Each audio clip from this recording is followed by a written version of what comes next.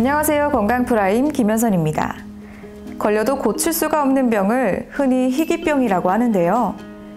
희귀병 중에서도 그 원인이 유전적인 이유에 있는 병들이 있습니다. 특히 최근 드라마 애인이 쏘요에서 주인공 김현주의 딸이 고쇠병에 걸렸다고 나와 화제가 되고 있습니다. 그래서 오늘 건강프라임에서는 희귀 난치병 중 하나인 고쇠병에 대해서 알아보려고 합니다. 고쇠병은 글루코세레브로사이드라는 당지질을 분해하는 글루코세레브로시데이즈라는 효소가 부족하여 생기는 유전성 대사질환입니다. 글루코세레브로시데이즈의 부족으로 글루코세레브로사이드가 분해되지 못하면서 면역을 담당하는 대식세포가 비대해지게 되죠.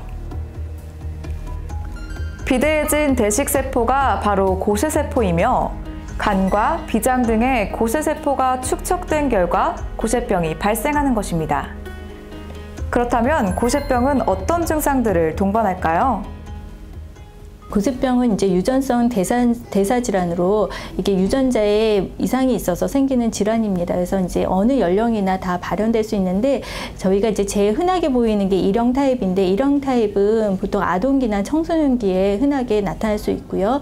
대개는 비장비대나 이런 증상들이 보이고 뭐 빈혈이라든지 혈소판 감소증으로 인해서 그런 증상으로 인해 발견되어서 병원을 찾게 되는 경우가 많고요. E형 같은 경우는 그렇게 많은 빈도는 없지만 이거는 신생아 시기부터 증상이 나타날 수 있어서 생후 4, 5개월 정도 되었을 때부터 애들이 그런 신경 증상을 보여서 병원에 와서 진단이 되는 경우도 있습니다. 이처럼 아동기부터 청소년기에 주로 나타나는 고쇠병은 대식세포가 비대해지며 병이 발발하기 시작합니다.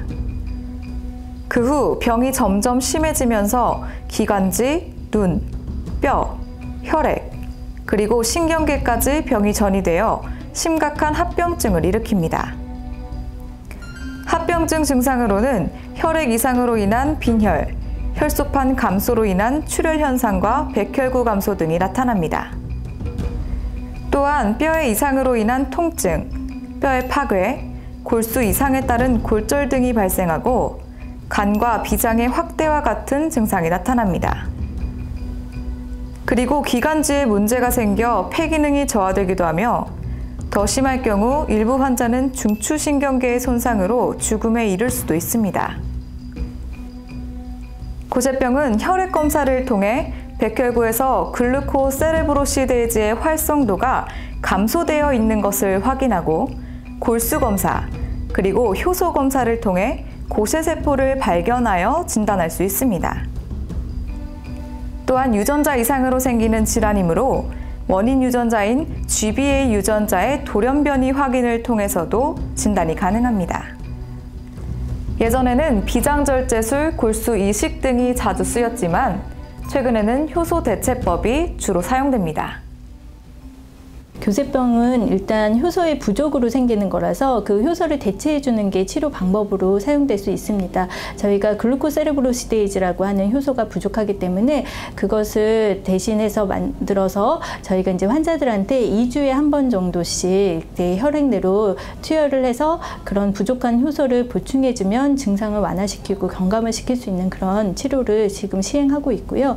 그 외에 골수 이식 치료 같은 경우도 간혹 시행되는 경우가 있는데 아직은 그렇게 성과가 좋지는 못해서 아주 간간히 시행되고 있습니다. 그 외에 뭐 유전자 치료라든지 또 기질 감소 치료라든지 이런 것들도 지금 연구 중에 있습니다.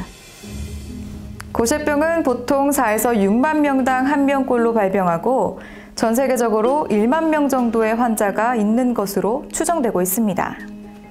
우리나라에는 2011년 기준으로 70여 명의 환자가 보고된 바 있고 이는 100만 명 중 1명꼴로 발생하는 것이라고 볼 수 있습니다.